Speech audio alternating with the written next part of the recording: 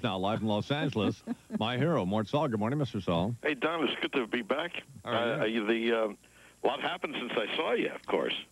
I voted. Yes, well, I watched you, to see what you would do. Yeah.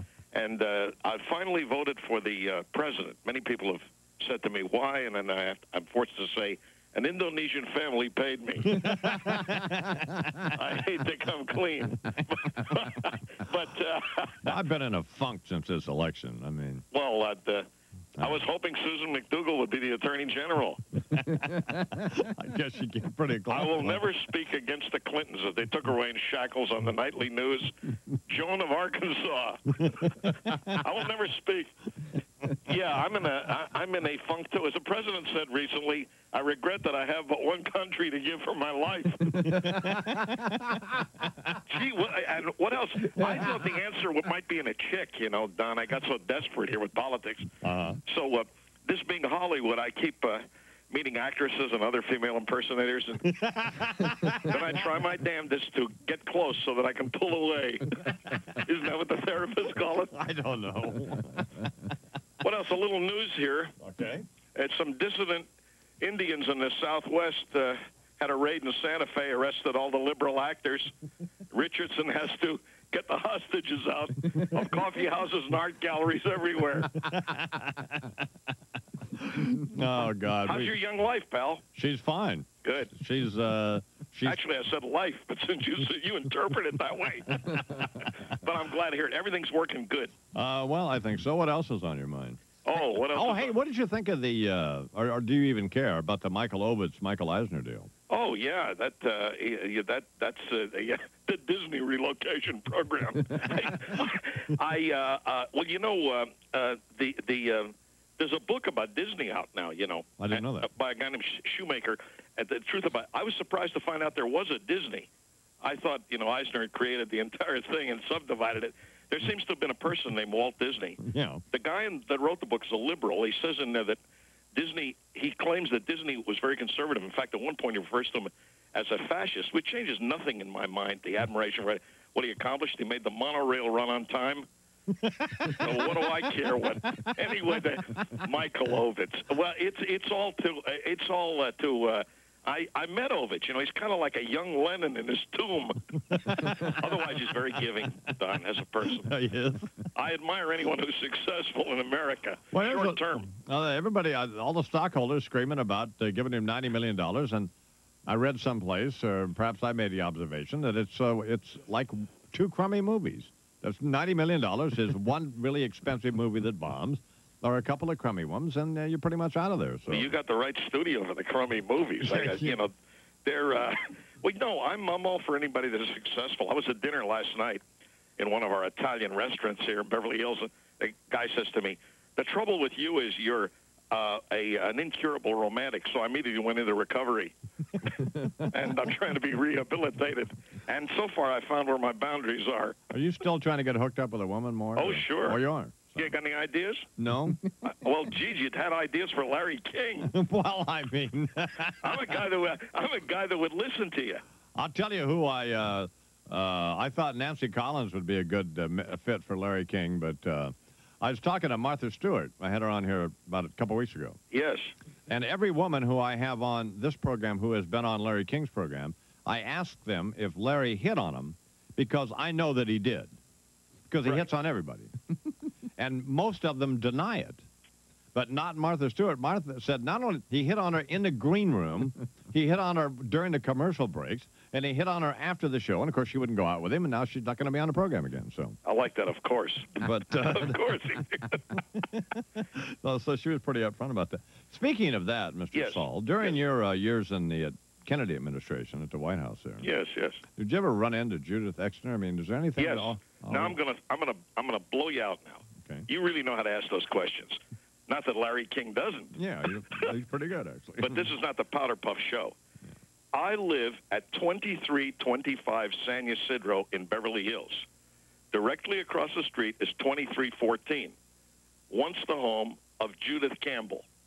Judith, Exner, yeah. Was my neighbor for several years. Oh, really? Yes. So, yes, I know her. I knew her well. So is this story that she's telling people like Liz Smith, and, well, not people like Liz Smith, Liz Smith. All that stuff true, you suppose? Well, I'm not sure that Liz Smith got the story unless she got it wrong. Then I know it's her story. But as we always say, since Murdoch bought the Post, the most serious writer is Cindy Adams. It's a new editorial policy. No, but not to digress. I don't know about children and all that other stuff. Yeah. But I don't know. I think a bottom line here is to sort of marginalize the president as a playboy rather than his being significant. He had a pretty good sense of humor, but this goes on from administration to administration. When I was in Chicago at that convention as your correspondent, I remember at the end of that short 88-minute acceptance speech when President Clinton said humbly, "I wouldn't be standing here today as the leader of the free world if not for the love of a good woman who remained nameless, Don, throughout the convention." As I recall. It does go on, I tell you. Well, I never thought of that. Well, that's why you're on. It all comes back. It's like that story you had a few minutes ago. I was watching here on MSNBC that a lake and the arming of the Bosnians with Iranian weapons. Yeah. He was premature. He acted like he was already running the CIA. But once the government explains it, I'm sure it'll all be all right. Oh, sure. What else? Is Brian Gumbel really quitting? Yeah, January 3rd is his final day. Well, if you get a free phone line, call Jesse Jackson, move the guys over from the Texaco building over to 30 Rock. So here's what I kind of found puzzling. Is this true that you and Charlton Heston are appearing together to Tiffany Theater on December 27th and 8th? Yes, just as you pointed out aptly earlier correctly that I had McCarthy and Steve Allen was planning to come, but he's in your town. We got a couple of chairs out there for the second half, and we talk. He comes to the show all the time. He says he learns from the show. He not only laughs, but he learns. I worked with him once before on the old Merv Griffin show, and Merv was on with Larry last night. So, would you ever come back? Only if it were live on tape, Larry. So, anyway. I didn't see that. Merv had an all-religious theme show. You remember his shows had themes in them. Yours is a long-range theme. I don't think I ever watched his show. Really? Yeah, I was aware of it, and he was always one of those people who, whenever somebody would mention his name, I'd say, well, yeah, he seemed like a pretty nice guy, having no idea whether he was or not, but I guess that's sort of the image he had. But anyway, what were you saying now? Well, anyway, you'd have all these people on like Toady Fields and Bertrand Russell. Sure. Anyway, so... Bertrand Russell? Yeah, they were friends. Oh, okay. So anyway, he was bon vivant, but playing it like he's Arthur Godfrey with the Housewives. Yeah. Just because we're like a worldwide knowledgeable guy.